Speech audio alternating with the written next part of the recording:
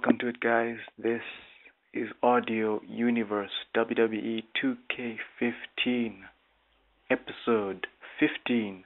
We are on Monday Night Raw, the beginning of week 5, halfway through this second month, on our way to our second pay-per-view, and that is Payback.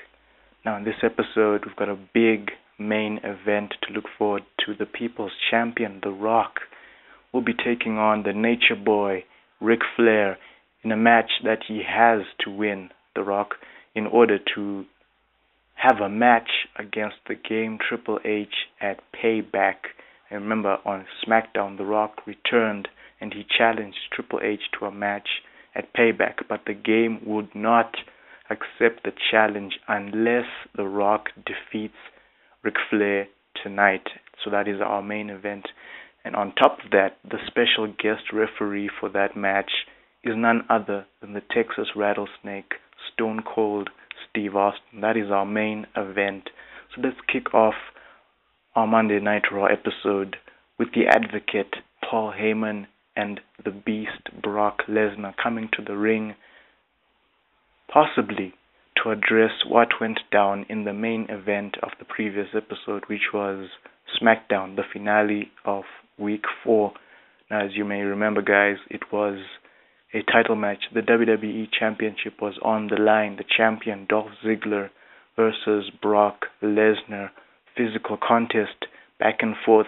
You'd have expected Brock Lesnar to come in and completely dominate the champion, but Dolph Ziggler, being one of the best at what he does, he stood tall. He fought back against Brock Lesnar, and in the end, he knocked out the Beast, sleeper hold on Brock Lesnar, and he passed out, retaining the championship.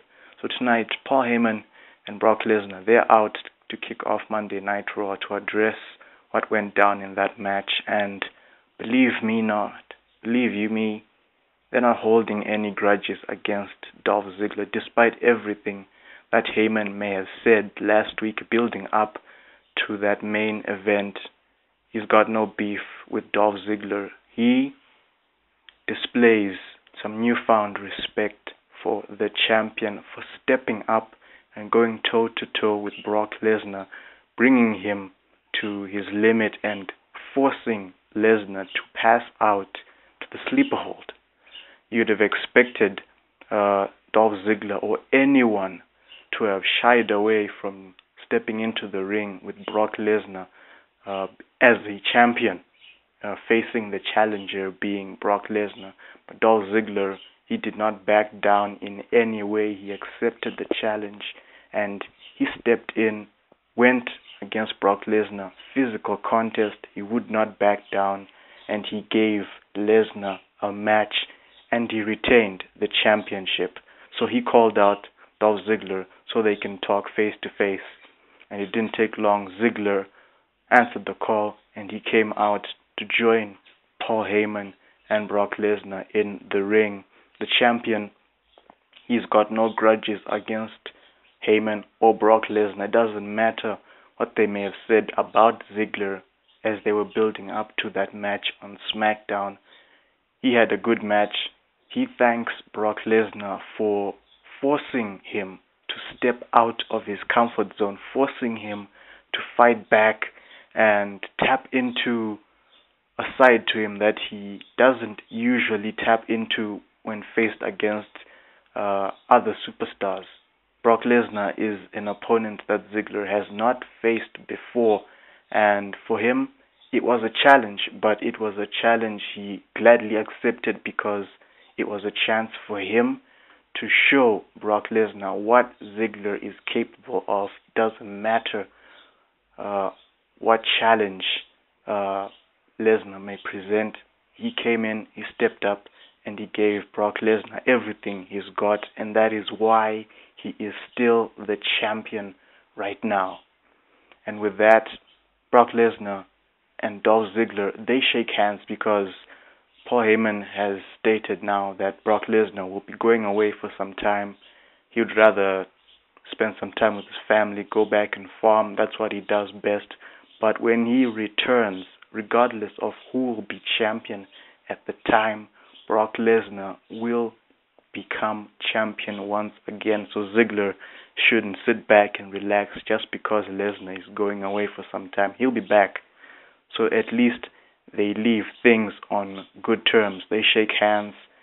Paul Heyman and the Lesnar, they leave Dolph Ziggler as well. He'll be waiting for Lesnar if he'll still be the champ when Lesnar returns. But that is how we kick off Monday Night Raw. And also another match to look forward to happening later on. The number one contender to the WWE Championship, Hideo Itami, who will be facing Dolph Ziggler for the title in the main event for Payback. Hideo will be in action later on in the evening, taking on the whole damn show, Mr. Pay-Per-View himself, Rob Van Dam. Look forward to that match, guys. We move on to our very first match of the evening, the first in a series of contender matches. The winners of these matches will qualify for a triple threat match, which will happen in the next Monday Night Raw episode. This is a triple threat match to crown the number one contender for the WWE Women's Championship title. The winner will face Bayley for the title at Payback. So in this opening match, the first of three qualifiers for that triple threat match, we've got Caitlyn taking on Natalya. As you know, these are former Divas champions, and you can expect that these ladies, they get into the ring and they bring it. No cat fights here, no hair pulling. This is brought down to a physical wrestling match between these two ladies. Got nothing to lose. They bring everything. They've got Caitlyn being the powerhouse, tries to dominate over Natalya. Of course, Natalya is more technical and more of a submission specialist than Caitlyn. She brings that side into this match, reach a point where Caitlyn has the upper hand and she's looking to hit that spear on Natalya. But Natalya, she scouts it, sees it coming, dodges the spear, leaving Caitlyn to go headfirst crashing into one of the poles, only to turn around and be hit by that spinning clothesline from Natalya, and then she goes for that pin.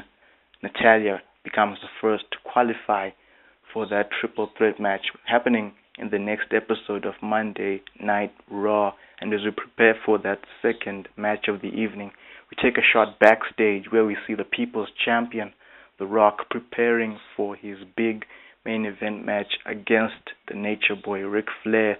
We also get a shot of the Nature Boy hanging out with DX somewhere backstage.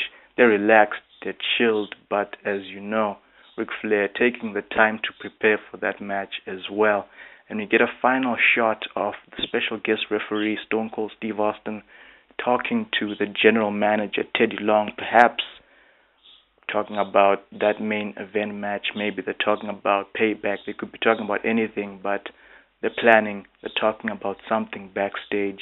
And we move on to our second match. The Animal, Batista, takes on Roman Reigns. Now, as you know, this stems back to Extreme Rules, where the Shield would get involved in that 6-on-6 team elimination battle match between D-Evolution X and Team Edge and Christian. It was thanks to Roman Reigns in particular that Batista would then be eliminated by Team Edge and Christian member Lashley. So as you'd expect, Batista is coming into this match frustrated. He's got a lot on his chest to take out on Roman Reigns. He's still holding a grudge against Roman Reigns, and he's hoping to take everything out on Roman Reigns in this match. But of course, Reigns is not going to let Batista dominate him in this match. He fights back, keeping things on even ground. It's a physical contest between these two guys, as you'd expect. Doesn't go a long way